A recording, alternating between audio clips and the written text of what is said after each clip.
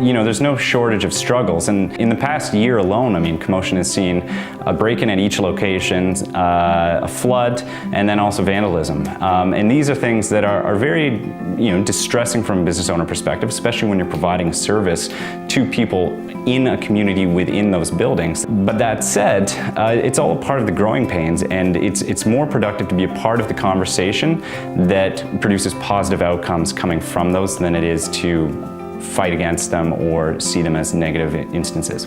Origin Stories is a project that's been created to paint a realistic picture of struggles, successes, and unsung efforts made to help elevate the lives of everyone in the Hamilton community. So I'm Moran, and I work with the Comotion Group, and we run 2 co-working spaces in Hamilton, Comotion on King at 115 King Street East and Comotion 302 at 302 Cumberland. So Comotion has been around now for about 2 years officially. The space that actually Comotion 302 is in has been actually co-working space for about 5 years. It was Platform 302, and then we started Comotion in 2015 and started Comotion on King, and then acquired Comotion 302 and put it into the fold. That's been essentially officially Comotion since 2015. The process of actually developing Comotion and bringing it to reality has been a continuing process. The 6 of us who are now the co-owners, the original 4 co-founders of Comotion, we all knew each other from the young professional community in Hamilton. And then basically what happened was it was sort of an intersection of opportunity in which there was a space, there was ideas, and there was people involved, and we had been working as young people in the community trying to establish ourselves in careers for a certain amount of time. We had seen a number of our friends or colleagues, trying to establish their own careers as well, or just starting their own thing.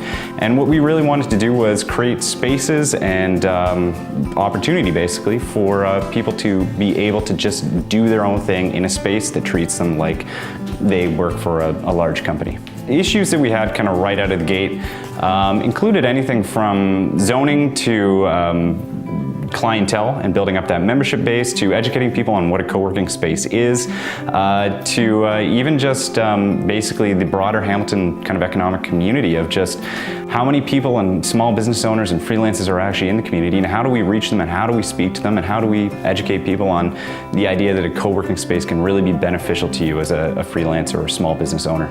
So you had certain people that were immediate champions. There was also a lot of young people kind of coming directly out of school, out of whether it was Master, Mohawk, or other, who were looking to start their own business rather than trying to apply up and down the block to whatever business.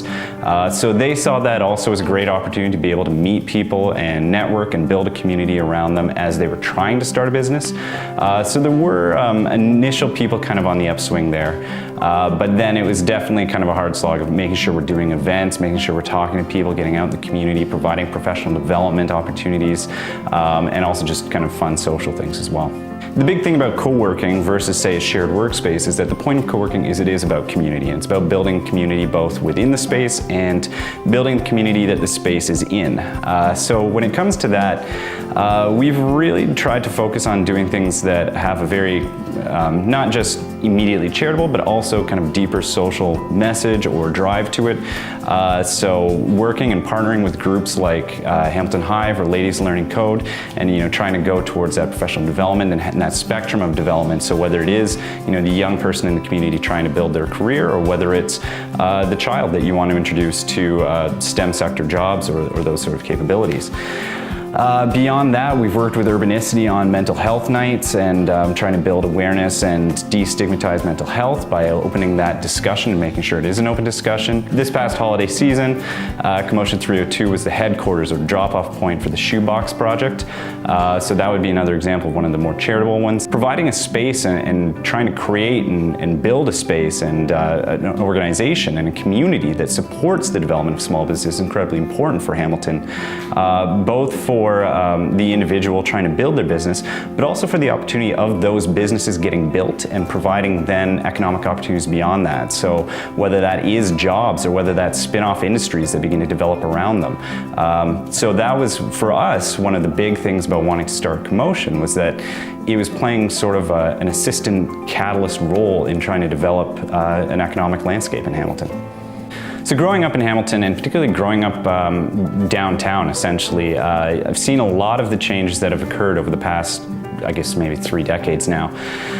from when I was a little kid to then being a student, going to McMaster, and seeing the other students who were coming from all around the province or Canada not wanting to go downtown, to now it being the spot that people really want to go to.